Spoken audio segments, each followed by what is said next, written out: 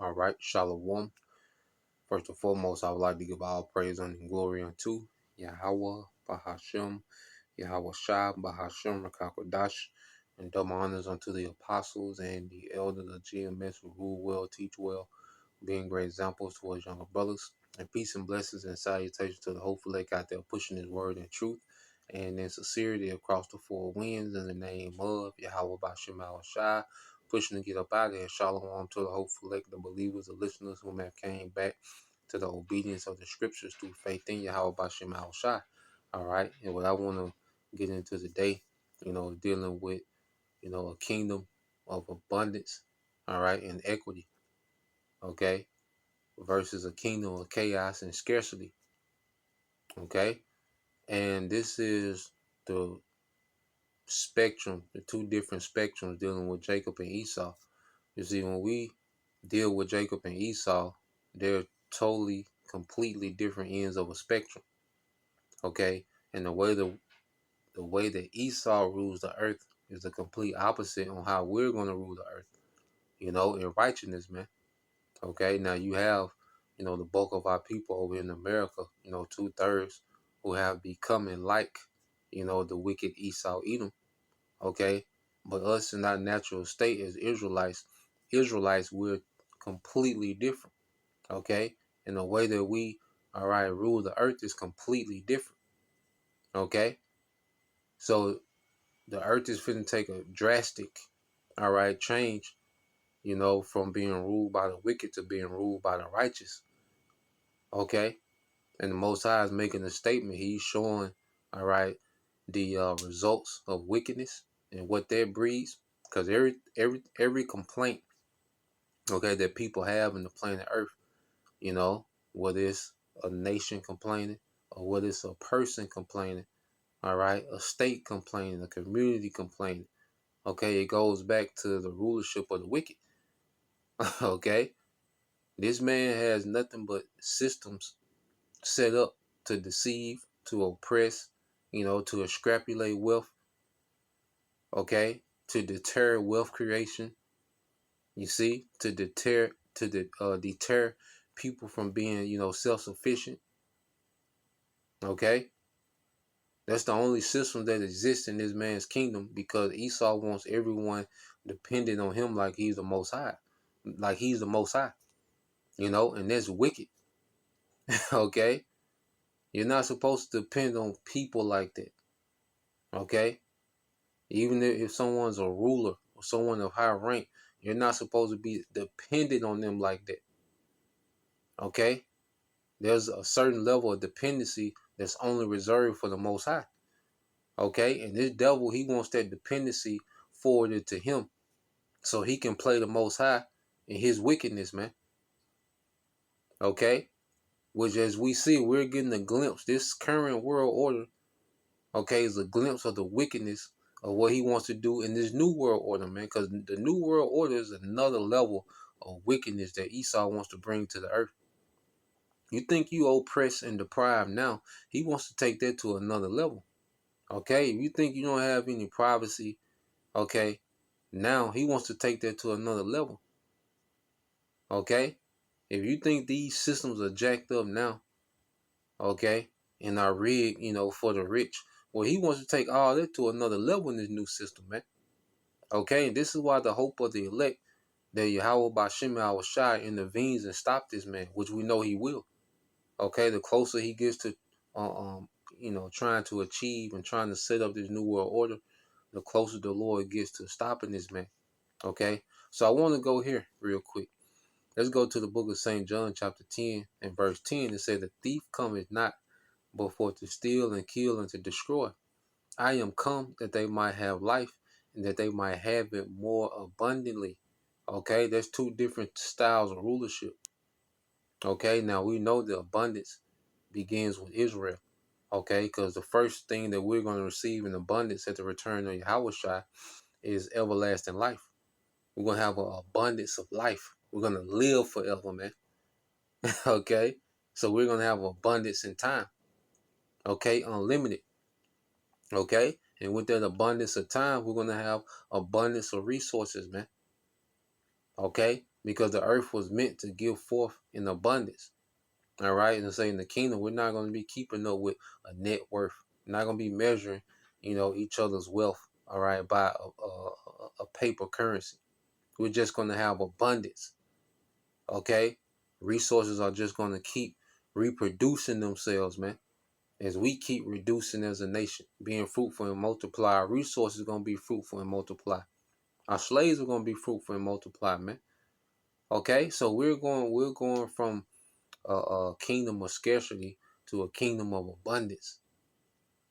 Okay, and we're being, conditioned and trained up to be those rightful rulers to manage, okay, the abundance that's going to come to the earth.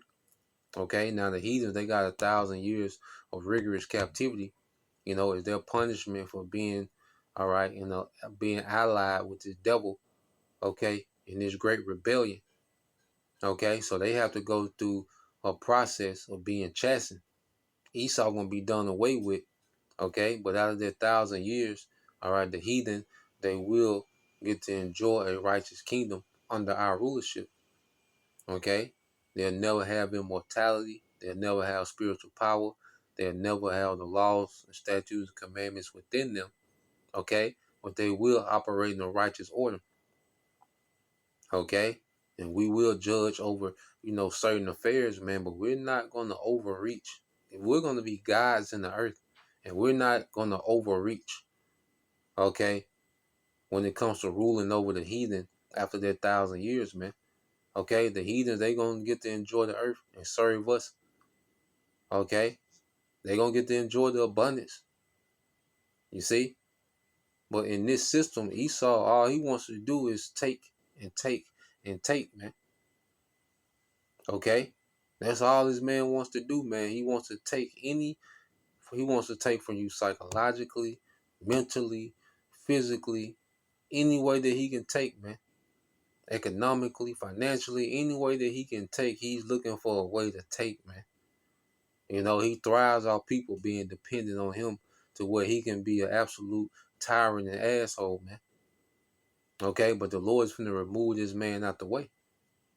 Okay, the way that this man rules the earth, okay, is completely wicked to how the Lord wants the earth to be ran. All right, but the devil has his time, which we see his time is coming up. All right, and for the sons of God, this has been a case study for us. All right, of how not to be. Okay, now I want to get this word equity. Okay, this word equity. So this word equity is the quality of being fair and just, especially in a way that takes account of and seeks to address existing inequalities, man. And Yahweh Shai, he's coming to bring equity to the earth. Okay, beginning with the nation of Israel. All right, the elect of Israel. Okay, as we know, when Yahweh Shai returns, the elect will be exalted. Okay, to their rightful places as rulers, all right, as a ruler nation in the earth. Okay, beginning with Yahweh Shai, the first fruits. Okay, the rest of the men of the 1/3. Okay, all taking their rightful positions. Okay, as the rightful rulers under Yahweh Shai. Okay, and equity is going to be established back in the earth. Okay, because right now there's nothing but inequalities, man. The exact opposite of equity, man. Okay, and you go to this word equity, it goes into fairness, all right, justice, okay, integrity, rightness, uprightness, righteousness, decency, okay, goodness, okay. So Yahweh Shai is coming to bring that back to the earth, man. Okay, and that's gonna be beginning with Israel, okay, because Israel is gonna experience equity on another level. All right, even Yahweh Shai said, "Where I am, He wants us to be there also, man. Beginning with those first fruits." Okay, Yahweh Shai, he wants, his nation, okay, to excel in the earth, man. His nation, not just him, he wants his nation to excel in the earth, man. Okay, because that was the spirit that was on King Solomon. Now, I just looked up something real quick, dealing with King Solomon. All right. So this is from the chat. So I asked the chat, this First Kings chapter 4, verse 20 and 25. I said, would First Kings chapter 4, verse 20 and 25 represent a kingdom of equity and self-sufficiency? Okay. And it says, and it said the text, all right, the context meaning. So let's deal with First Kings 4 and 20. It said, Judah and Israel were as numerous as the sand by the sea in multitude, eating and drinking and rejoicing. All right. And this was the whole nation. Okay. And that goes into true generational wealth. All right. When your whole generation has wealth. Okay. It says this verse emphasizes population flourishing, adequate provision of food, social joy, and contentment. It says it signals prosperity shared broadly across the population, not restricted to elites. Okay, and of course you're always gonna have, rank within the nation. You're gonna have those that have more than others. Okay, but just because, because Esau plays a zero-sum game. Okay, he wants the elite few to have everything and the majority, all right, just in survival mode. That's wicked. Because you can still be, everybody can be in abundance on different levels. Okay, everybody's not going to be, on the same level. Okay, not going to have the exact same wealth. Okay, you see, everybody's not going to be exactly the same, but everybody can be well off and good, man, and content. The wealth doesn't have to just be concentrated amongst a few families, man. How wicked is it? Look how big the earth is. Look how many people in the earth. And all this wealth is concentrated amongst a few families, man. This is extremely wicked. Okay? So going back into here, it says it signals prosperity shared broadly across the population, not restricted to elites, man. We're gonna be good, man. Israel gonna be good. Nobody is gonna be disappointed with their reward or their position or their status in the kingdom, man. Because we're customized for whatever status, whatever office we got in the kingdom. We're gonna be customized for that. Okay, it's gonna be the right amount of wealth. It's gonna be the right amount of status that we was created to have from the beginning. Okay, and we're not even, like I say, we're not gonna be looking at each other as a net worth. When we see this brother, oh, this brother worth 2 trillion, oh, this brother worth 10 trillion. We're not gonna. It's not gonna be a floating net worth over brothers' heads in the kingdom, man. Okay, because in this society, when you think of celebrities and these tech billionaires, it's a floating dollar sign on their head, which represents their value and worth. And nah, man. Okay, you're not gonna care about trying to count a brother's substance, man, because you're gonna have everybody gonna have their own thing going on. Everybody gonna be good. Okay, that's why it says, back in First Kings 4 and 20, it said Judah and Israel were as numerous as the sand by the seaside, eating, drinking, and rejoicing, man. Everybody was just good, man. Okay? It wasn't trying to figure out how much this brother worth, how much he worth, how much he got, trying to count. No, man, brother just had abundance. Brother's good. Okay?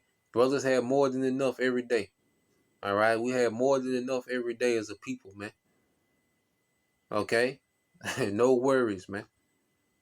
You see, and we're going back to that, except in a whole nother glory, man. Okay? So you jump down, it's First Kings 4 and 25, and it says, and Judah and Israel lived in safety from Dan even to Beersheba. Okay? So we lived in safety. We didn't have to worry about no invading, armies. That's a peace of mind. And that's priceless. Okay? That's priceless, man. You're in safety. You're secure. Okay? Got to worry about niggas stealing, Esau and, ICE agent pull up, all this madness of this kingdom. This is a madhouse, man. Okay, that Esau is running, man. Okay, this is Mad Max, what this devil calls a functioning kingdom, man. Okay, so safety in itself, man, is priceless, man, to be secure. Okay, and we're gonna have that in abundance, everlasting. Okay, no, Israelites are not gonna be stealing from each other, not gonna be harming each other, and no nation will be able to harm us, man. Okay, so we're gonna have just that peace of mind of being in safety, man. Okay, when your wife is not in your sight, you worry. Your children not in your sight, you worry. You know, this ain't how we're supposed to live in this constant anxiety, man. But this is because of the wicked rulers. Okay, it says, in Judah and Israel lived in safety from Dan, okay, even to Beersheba, every man under his vine and under his fig tree all the days of Solomon, man. So every man had their own substance, man. They had their own thing going on, man. Okay? Each Israelite man in the kingdom, man, hey, they're gonna have their own little world within the kingdom, man. They're gonna be good, man. Brothers gonna have cities, and man, you're gonna be good, man. You're not gonna be okay, scrolling trying to see what everybody else doing, what pictures they posting and all. No, this of this world, man. Okay? Majority of the things of this world not gonna even exist, man. That's why we really gotta tap into the world that's coming, man. And we really gotta see this world for what it is, which is some BS, man. Okay, this is a low grade kingdom, man. This is a low quality kingdom, man. Okay? This kingdom is highly overrated and hyped up. Esau is highly overrated and hyped up, man. Okay? Just the simplicity of the earth itself, man, is beyond anything that this devil has created in his technology, man. Just the simplicity of the earth, man, is beyond this devil's greatest technology, man. Okay? So reading on, going here, let's get it says, so this back in the chat, it said this imagery conveys, all right, dealing with First Kings 5 and 25. All right, it said this imagery conveys peace and safety, economic stability, household level sufficiency, man. Okay, because when you don't want your subjects to be that dependent on you like that. You want your subjects to be self-sufficient. Okay, even the IRS, man, where they, where you got to turn in how much you made, okay, every year, and that's wicked, man. Okay, in the kingdom, what you just give 10, going back to our system, we just gave 10% of what we had, and that was our tithes, man. Okay, these heathens, they're gonna pay tribute. You see, they're gonna be tributaries forever. Okay, but you think we're gonna have systems that count every apple? Okay, that this Elamite got on this property, man. Okay, count, every pair, how many fish in his pond. He might have a pond with some fish. How many, but that's Esau, man. He want to quantify everything, man. Okay, he want to put you in the category to the exact penny. Okay, that's a hassle, man. You gotta report everything that you made. Okay, for the year, man. Like, that's wicked, man. That's too much. You want your subject to be self sufficient, man. After that 1,000 years, man, the heathen, they gonna be self sufficient. They gonna have to check in. They're still gonna be our servants. They still gonna be tributaries, and their first fruits are gonna come to us. Okay, we're gonna be the priests, so they're gonna have to pay those tithes to the priesthood. Okay, you see, but all in Ishmael business, trying to figure out, paperwork and all that. Oh man, that's wicked, man. It's too goddamn much. Okay. So it says this imagery conveys peace and security, economic stability, household level sufficiency, personal ownership and rest. Personal ownership and rest, man. Okay? So in the kingdom, man, everybody gonna have their own, beginning with Israel, man. We're gonna have our own personal ownership and rest, man.